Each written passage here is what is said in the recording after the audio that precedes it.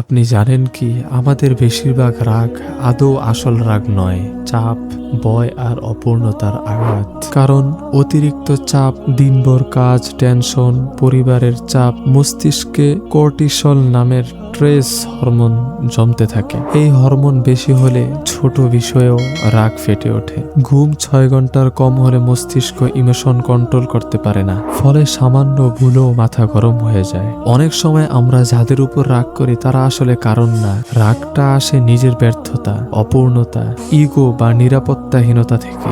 শিশুকালে কঠোর শাসন, বকা, অবহেলা এসব থাকলে বড় হয়ে আবেগ সামলানো কঠিন হয়ে যায়। শরীরে হরমোন উঠানামা করলে মানুষ অযথাই রেগে যায়।